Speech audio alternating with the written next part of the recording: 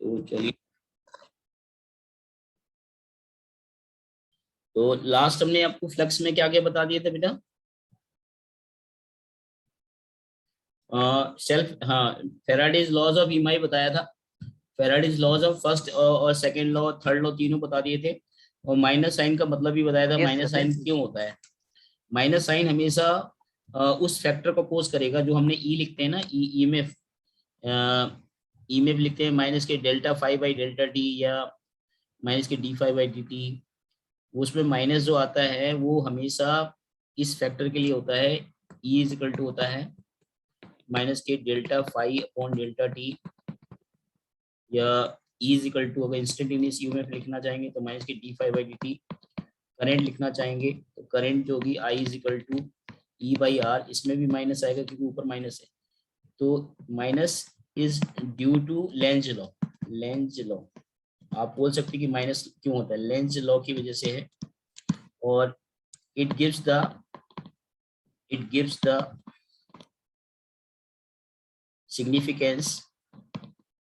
significance that EMF or current always produces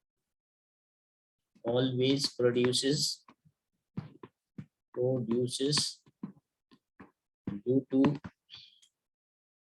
opposition, okay, opposition, ठीक है, इसलिए वो माइनस आता है। हमेशा उस फैक्टर को अपोज करता है जिस फैक्टर से वो आया है, इसलिए वो माइनस होता है। एक इसमें होता है इंड्यूस चार्ज भी होता है, जरा समझते हैं इंड्यूस चार्ज क्या है। इंड्यूस चार्ज किसको बोलते हैं? इंड्यूस चार्ज होता है डेल्टा क्यू होता है, वो होता है आपका इंड्यूस चार्ज। अगर लिखना तो आई इंटू डेल्टा टी। आई की जो वैल्यू अभी आपने देखा, ये आई की वैल्यू होती है ई बाई आर, इसमें माइनस होगा इंटू डेल्टा टी। और अगर आप देखोगे यहाँ पे तो ई को हम लिख सकते हैं delta phi by delta T, और इंटू डेल्टा टी है ये, और ये 1 रेजिस्टेंस है। तो आप देख रहे हो कि डेल्टा टी कट गया। तो एक इम्पोर्टेंट रिमार्क हमारे पास ये आया कि जो इंड्यूस चार्ज आया वो change in flux divide by resistance होता है। इंड्यूस चार्ज जो होता है वो टाइम रेट पर डिपेंड नहीं करता। इंड्यूस चार्ज जो होगा वो फ्लक्स चेंज पर डिपेंड करता है। फ्लक्स चेंज अगर 10 वेबर का हो, चाहे उसमें 10 घंटे लगे, चाहे 1 मिनट लगे, चाहे 1 सेकेंड लगे, इंड्यूस चार्ज टाइम डिपेंडेंट नहीं होता, याद रखना। वो फ्लक्स चेंज पर देखते हैं, ओवरऑल फ्लक्स चेंज कितना हुआ, चाहे वो 1 सेकेंड में हो, चाहे 10 घंटे में हो। अगर वो फ्लक्स चेंज सेम हुआ है तो इंड्यूस चार्ज भी सेम होगा। करंट जो है वो रेट पर डिपेंड करती है, चार्ज के फ्लो रेट पर डिपेंड करती है, लेकिन induce charge current, induce charge time पर डिपेंड नहीं करता है, फ्लक्स चेंज पर डिपेंड करता है। वेरी इंपॉर्टेंट पॉइंट है, और इस पे क्वेश्चन भी पूछा जाता है कि इंड्यूस चार्ज किन बातों पर डिपेंड करता है, फ्लक्स चेंज पर एंड रेजिस्टेंस ऑफ कॉइल पर। कॉइल की रेजिस्टेंस के इनवर्सली प्रोपोर्शनल होगा और फ्लक्स चेंज के डायरेक्टली प्रोपोर्शनल होगा। अंडरस्टैंड? माइनस का लॉजिक वही है जो मैंने आपको ऊपर दिया है। समझ आया? तो 3 बातें इंपॉर्टेंट है। एक तो ईएमएफ का एक्सप्रेशन माइनस के delta phi by delta t ही होगा हमेशा, ओके। मैग्नीट्यूड में ही माइनस लेना है, याद रखना, मैग्नीट्यूड में ही माइनस लेना है। ऐसी करंट की मैग्नीट्यूड में ही माइनस लिया जाता है। माइनस तो ऑटोमेटिकली ऊपर से ही आ जाएगा, ई बाई आर करेंगे। आर क्या? इलेक्ट्रिकल रेजिस्टेंस है। और इंड्यूस चार्ज जो लिखेंगे वो डेल्टा फाइव अपॉन आर आएगा, इसमें माइनस अपने आप आ जाएगा। अगर हम माइनस तो ऊपर से ही आएगा, ठीक है, तो चाहो तो ऐसे ही लिख लो। Flux change, okay. जैसे अब इसमें और भी चीजें हो सकती है, इसमें हटा दूं। अब फ्लक्स चेंज के क्या क्या कारण हो सकते हैं वो जरा देख लेते हैं। इसको इरेज कर दूं मैं,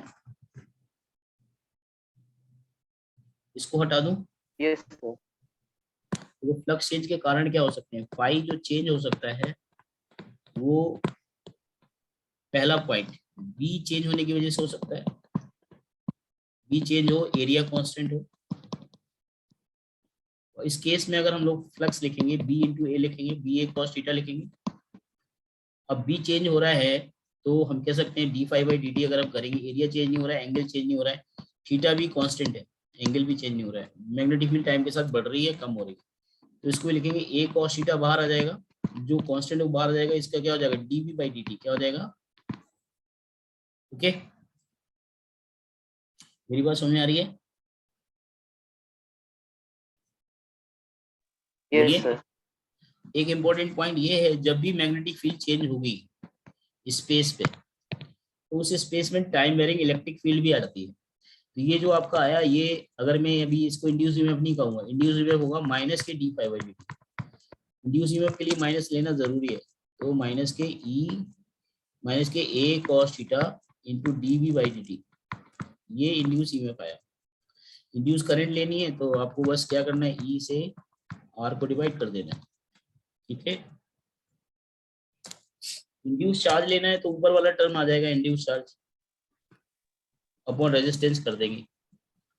अगर हमें इंड्यूस चार्ज लिखना है डी क्यू, ये हो जाएगा माइनस के A cos theta into d v delta B, d t नहीं रहेगा उसमें, डेल्टा बी आएगा बस upon resistance. Getting my point? Time नहीं रहता ना उसमें, यस सर। चेंज लेते हैं बस। चेंज चाहे 10 घंटे में हो चाहे 1 मिनट में हो, चेंज देखना होता है बस, दैट्स ऑल इंड्यूस चार्ज के लिए। तो माइनस तीनों में आएगा, लेकिन माइनस ये तो एज इट इज इसमें आ जाएगा। अब मैं एक इंपॉर्टेंट रिमार्क देने जा रहा हूँ, उसको जरा ध्यान से सुनिए। जब भी स्पेस में टाइम बेरिंग मैग्नेटिक फील्ड होगी, ये क्या है हमारा इंड्यूस ईएमएफ है। क्या है आपका इंड्यूस्ड ईएमएफ, इसको इंड्यूस वोल्टेज भी बोलते हैं। इंड्यूस ईएमएफ मतलब वोल्टेज, जो बैटरी का काम करता है। क्या करता है ये रियल बैटरी नहीं होती, ये बैटरी आपको दिखाई नहीं देगी, ये इमेजिनरी बैटरी होगी जो वही काम करेगी जो सेल करता है या बैटरी करती है। अब मैं यहाँ पे एक इंपॉर्टेंट रिमार्क लिखने जा रहा हूँ कि अगर बी चेंज हो रहा है टाइम के साथ, मैग्नेटिक फील्ड टाइम के साथ अगर चेंज हो रहा है, तो इसका मतलब ये हुआ कि स्पेस में एक इलेक्ट्रिक फील्ड डेवलप हो जाएगी। स्पेस इन स्पेस इंपॉर्टेंट है, बहुत इंपॉर्टेंट पॉइंट है, वेरी इंपॉर्टेंट। अगर मैग्नेटिक फील्ड चेंज हो रही है in space, there is time varying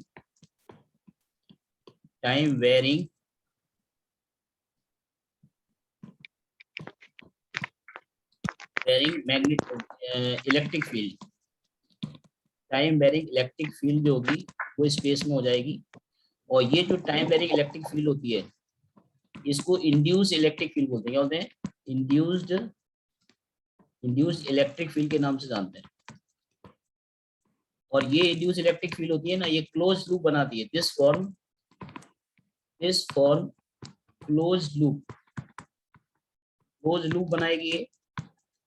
अगर जब भी कोई इलेक्ट्रिक फील्ड अगर क्लोज लूप बनाने लग जाए, तो इसका फील्ड का मतलब नेचर कैसा होगा, field is non conservative. Field कैसी हो जाएगी, एक इंपॉर्टेंट पॉइंट है, नॉन कंजर्वेटिव। इलेक्ट्रोस्टैटिक फील्ड कैसी होती थी, कंजर्वेटिव। कैसी होती थी, कंजर्वेटिव और नॉन कंजर्वेटिव का कॉन्सेप्ट पता है ना आपको, कि कंजर्वेटिव वो होती है जो पाथ इंडिपेंडेंट वर्क, हाँ पाथ इंडिपेंडेंट वर्क दे। तो ये फील्ड आपकी क्लोज होती है। जैसे मान लो आप सपोज करिए यहाँ पर हमने time varying electric magnetic field produce कर दी, ये टाइम के साथ मैग्नेटिक फील्ड चेंज हो रही है, as a function of time दे रही है। मैग्नेटिक फील्ड स्पेस में टाइम वेरिंग मैग्नेटिक फील्ड है।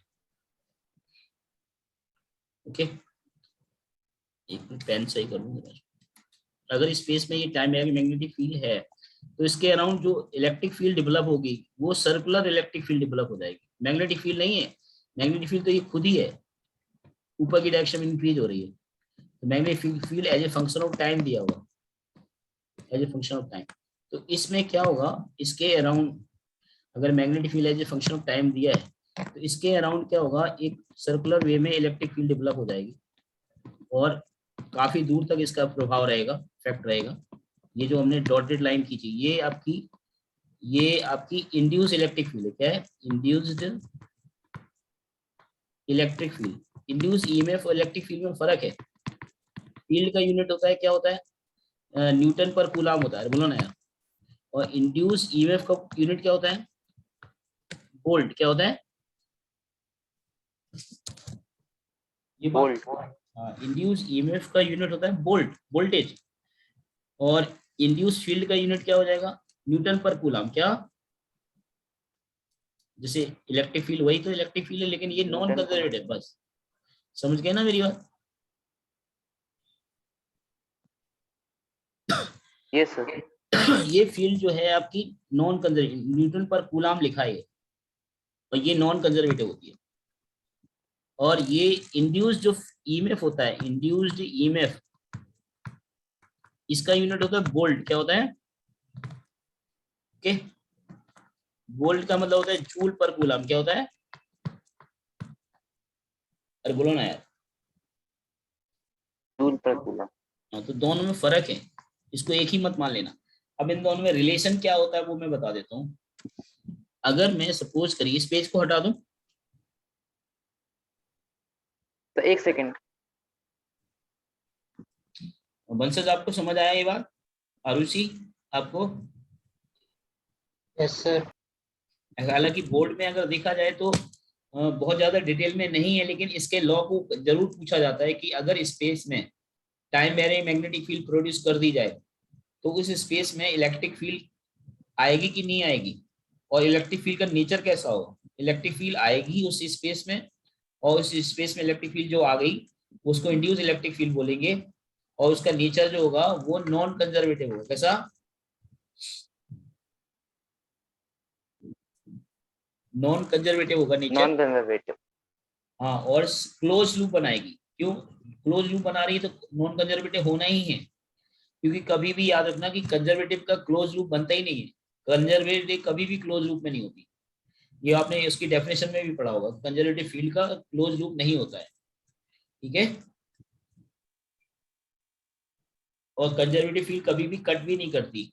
सर नॉन कंजर्वेटिव है, ये क्लोज लूप बनाएगी, नॉन कंजर्वेटिव। ठीक है, क्लियर टू एवरीबॉडी? तो मैग्नेटिक फील्ड भी तो कट नहीं करती। मैग्नेटिक फील्ड भी कट नहीं करेगी, लेकिन magnetic field close sir loop बनाएगी। मैग्नेटिक क्लोज लूप बनाती है मैग्नेटिक फील्ड, लेकिन इलेक्ट्रिक फील्ड जो क्लोज लूप बनाए वो नॉन कंजर्वेटिव, जो क्लोज लूप ना बनाए वो कंजर्वेटिव। ठीक है, जो तो क्लोज मैग्नेटिक लूप फील्ड भी तो मैग्नेट में क्लोज लूप बनाती है। हाँ, तो मैग्नेटिक फील्ड क्लोज लूप बनाती है। इलेक्ट्रिक फील्ड क्लोज लूप अगर बनाने लग जाए तो नॉन कंजर्वेटिव होगी, लेकिन मैग्नेटिक फील्ड क्लोज लूप बनाती है तो कंजर्वेटिव ही होती है। मैग्नेटिक फील्ड के लिए क्लोज लूप बनाने के लिए नहीं होता है। ओके। Yes sir. मैं तो इलेक्ट्रिक फील्ड की बात कर रहा हूँ। ओके, तो हटा दूं इसको। Yes sir. ओके, तो अब यहाँ पे एक इम्पोर्टेंट बात मैं बताने जा रहा हूँ, जरा देखिए इसमें क्या है। जैसे मान लो रिलेशन निकालना चाहूँ, relation between, note down, relation between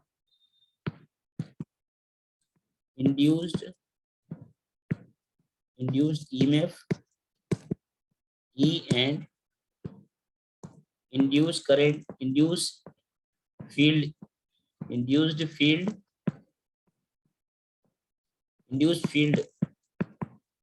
capital E। क्या होता है इसमें relation between induced EMF and induced field. मान लेते हैं ये हमने यहाँ पर टाइम बेरिंग मैग्नेटिक फील्ड है, इस यहाँ पे कोई टाइम बेरिंग करंट, कोई करंट कैरिंग कंडक्टर है जिसमें करंट टाइम के साथ बढ़ रही है या करंट टाइम के साथ कम हो रही है।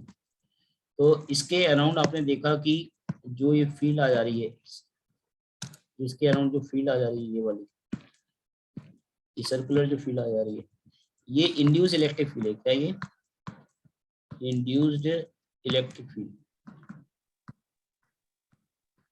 इलेक्ट्रिक फील्ड आपको दिखेगी नहीं, लेकिन अगर यहाँ पे कोई चार्ज रख दोगे ना, पॉजिटिव चार्ज या नेगेटिव चार्ज रख दोगे, ये चार्ज घूमने लग जाएगा। क्या करने लग जाएगा?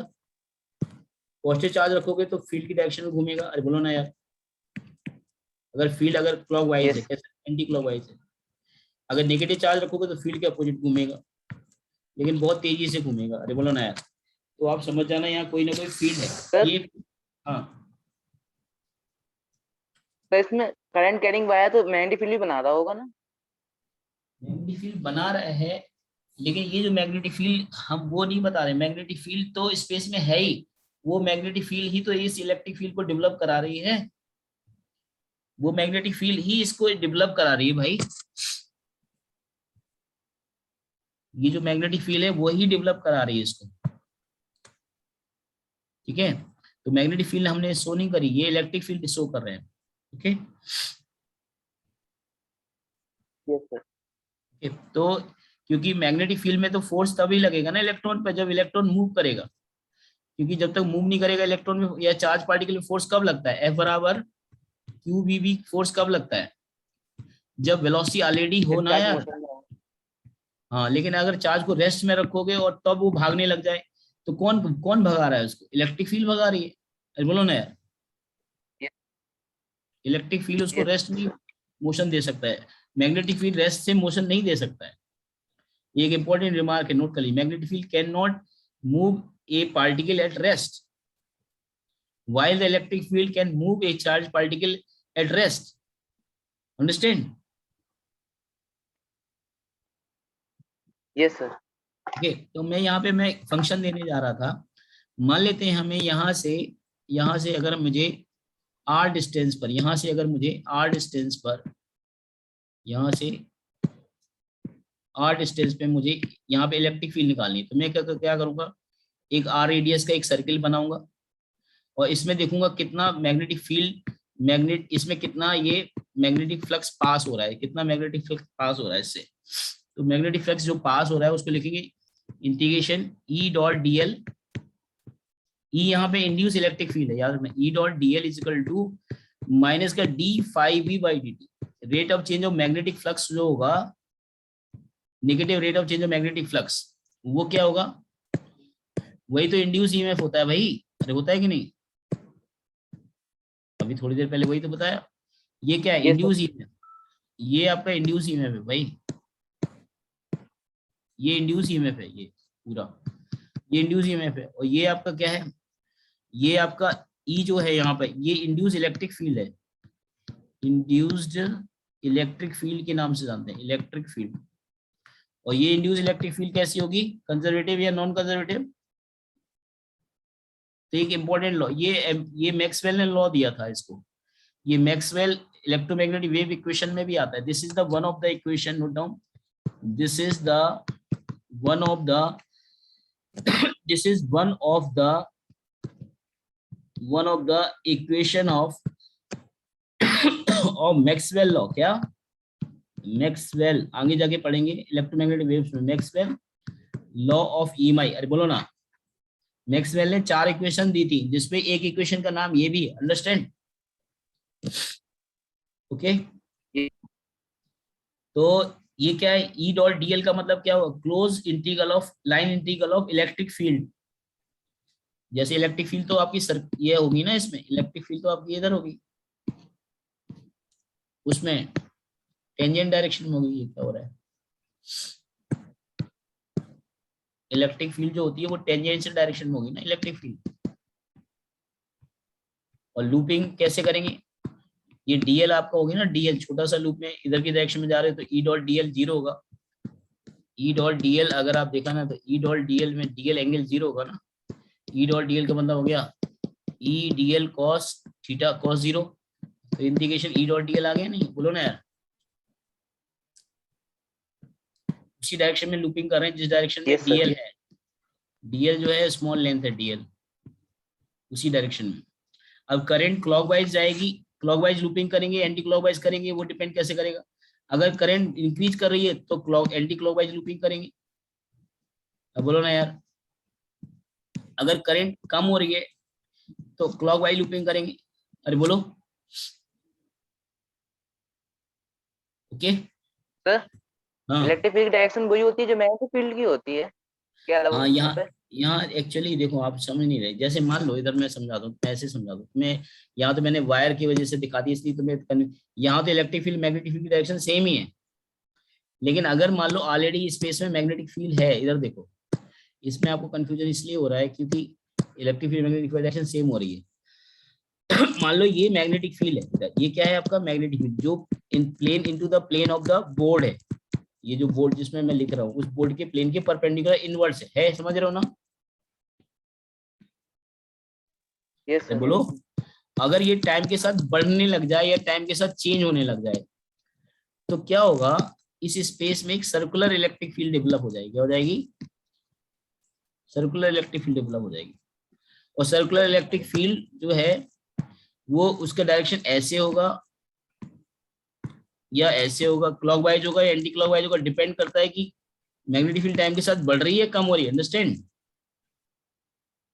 आपने जो इंडक्शन चूल्हा Yes, होता है sir. ना, जो आजकल पता है हॉट प्लेट बोलते हैं, नहीं इंडक्शन चूल्हा है आपके पास, हॉट प्लेट बोलते हैं जिसको, आपको पता है कि उसमें अगर हम लोग कोई उसमें आयरन का या उसमें कोई स्टील का बर्तन रखते हैं कुछ, तभी वो काम करता है।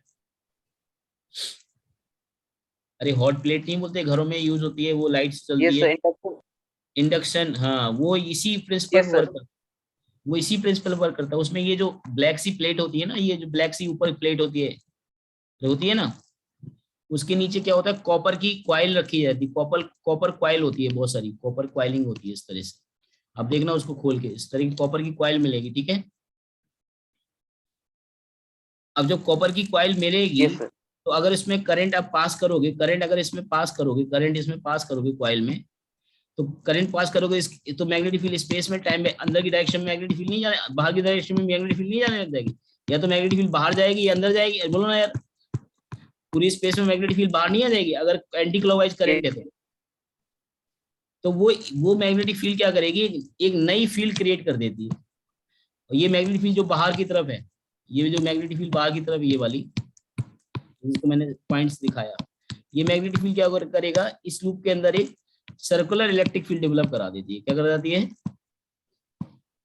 सर्कुलर इलेक्ट्रिक फील्ड डेवलप करा। अब आप जैसे कोई लोहे की प्लेट इसके ऊपर रखोगे, अगर आप इसके ऊपर लोहे की प्लेट रखोगे तो क्या होगा, मान लो आपने लोहे की प्लेट रख दी है, लोहे की प्लेट रख दी, तो लोहे की प्लेट में क्या होता है, कोई भी अगर हम आयरन की प्लेट या स्टील की प्लेट, तो उसमें क्या होता है, इलेक्ट्रॉन्स होते हैं बहुत सारे। अरे होते हैं कि मेटल में नहीं होते?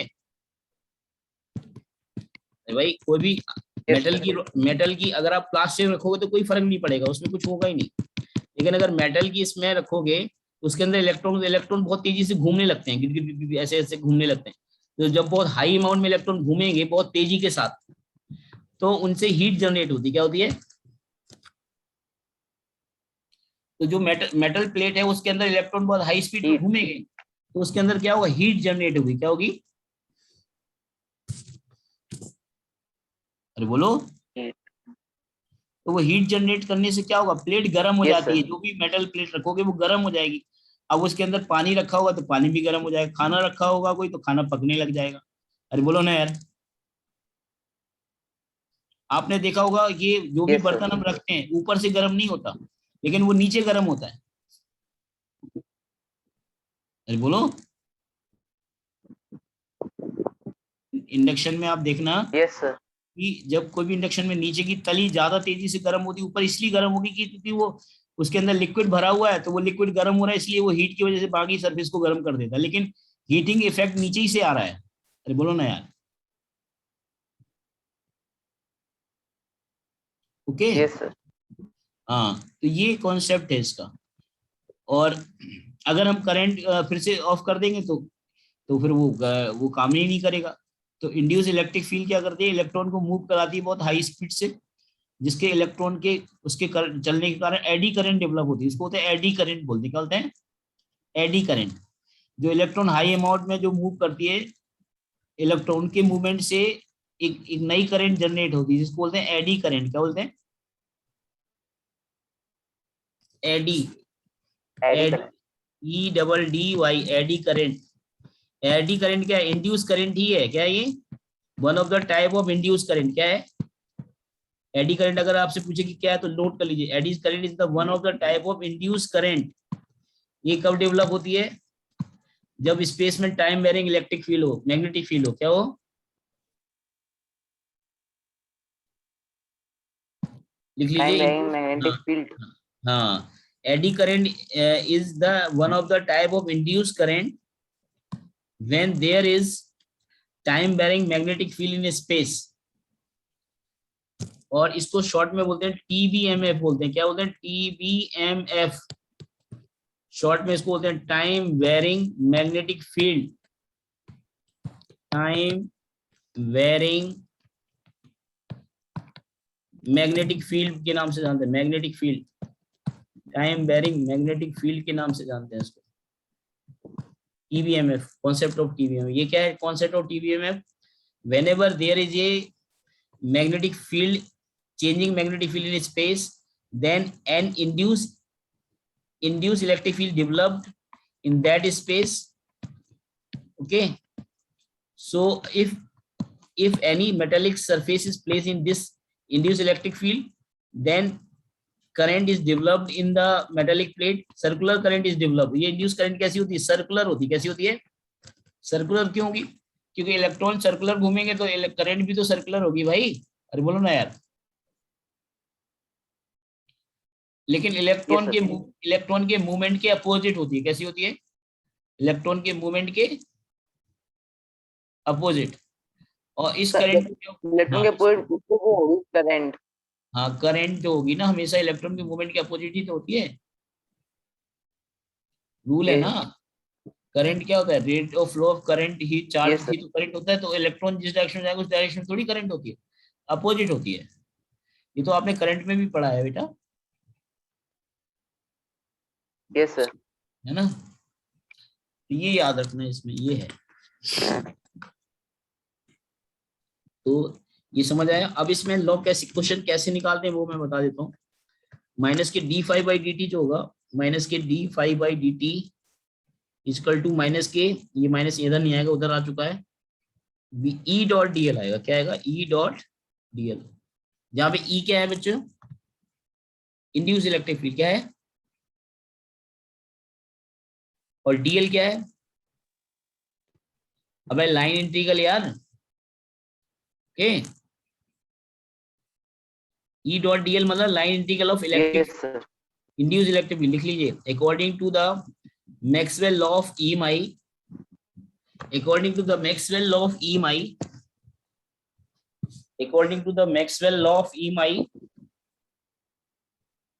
line integral of electric field, induced electric field, line integral of induced electric field over a closed loop, line integral of electric field over a closed loop is equal to negative rate of change of magnetic flux, negative rate of change of magnetic flux. जैसे इसमें एक question मैं दे रहा हूं करने के लिए। मान लेते हैं कि किसी रीजन में इलेक्ट्रिक मैग्नेटिक फील्ड दे रखी है as a function of time.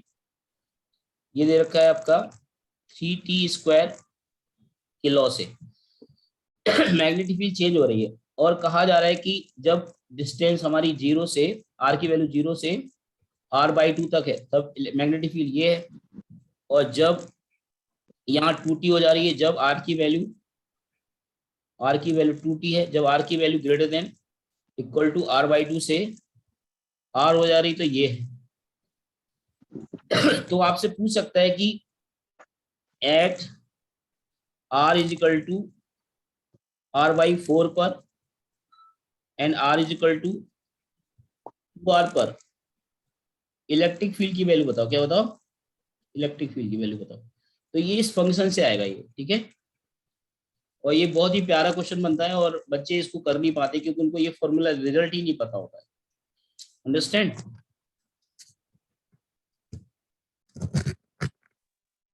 Yes sir. तो इसको फटाफट नोट लीजिए जल्दी से।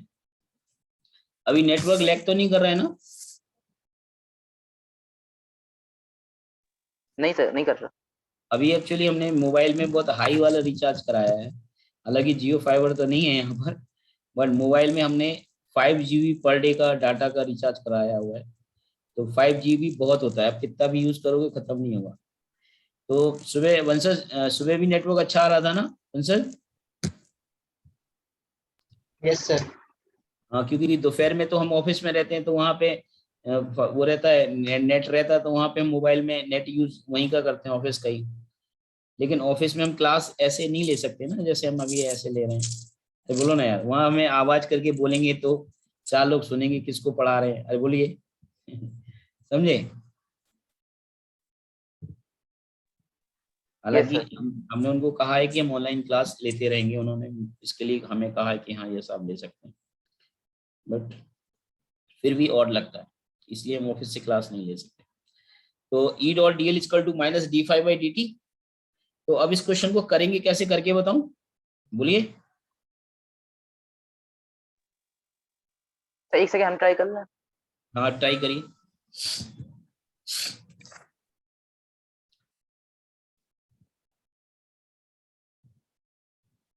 ये रिकॉर्ड हो रहा है वीडियो लेक्चर। ओके, ये रिकॉर्ड हो रहा है लेक्चर, हम इसको आप रिकॉर्ड करके आपको भेज देंगे, ठीक है। कल भेजेंगे ऑफिस में जाके हम वो उसको अपलोड कर देंगे यूट्यूब में, then I will send the link. Okay, आप लोग यूट्यूब में देखा करो तो उसको लाइक भी कर दिया करो यार, कम से कम लाइक तो बढ़ जाएंगे हमारे। अरे बोलो ना यार। Yes sir. आरुषि आप भी, है ना।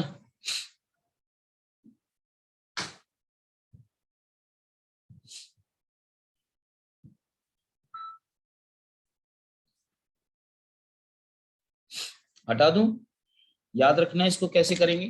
बस इसको तरीका वही है, एक करके बता रहा हूँ तो आपको आइडिया लग जाएगा कि कैसे करना है।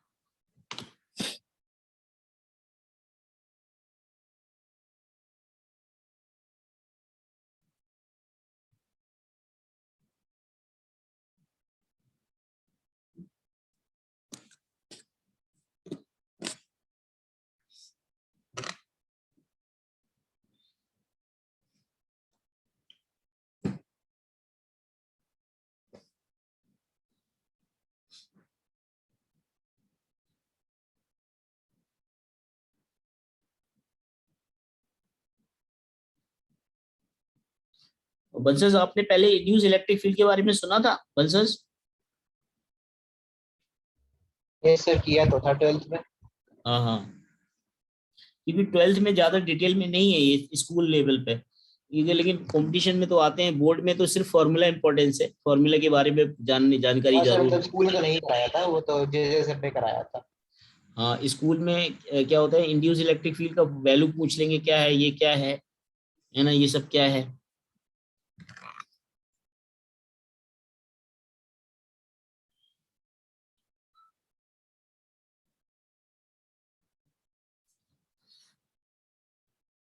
तो देख लो एक बार चिराग, मैं देख लेता हूँ इसको, करके बताता हूँ, ठीक है। एक मैं रिजल्ट करके बताता हूँ, फिर आप यस देखें। सर। देखो, जैसे उसने कह दिया कि इलेक्ट्रिक फील्ड जो है, मैग्नेटिक फील्ड जो है वो टाइम के साथ चेंज हो रही है अकॉर्डिंग टू द लॉ। क्या लिखा था लॉ, बी क्या फॉर्मूला, क्या लिखा मैं, 2t क्यू लिखा है ना, क्या लिखा है, 2t Q. Sir 3t² sir 3t²। Three T square, okay 3t²। तो अब आप देखो कि ये कोई सर्कुलर रीजन मान लो यहाँ तक है, ये पूरा सर्कुलर रीजन कैपिटल आर तक, यहाँ तक कैपिटल आर है पूरा, ये जीरो हो गया, ये कैपिटल आर हो गया।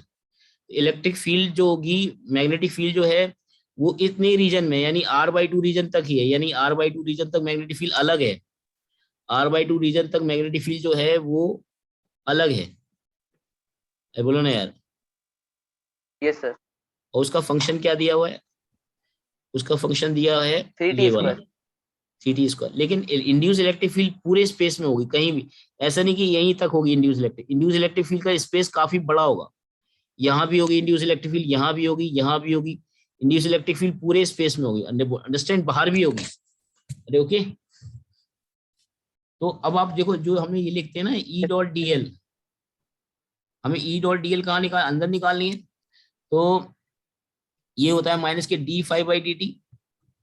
तो जो फ्लक्स लेना है, क्या लिखना है, इसको लिखा d/dt ऑफ B/A, क्या लिखेंगे इसमें, लिखेंगे πr/2 का whole square. Getting my point?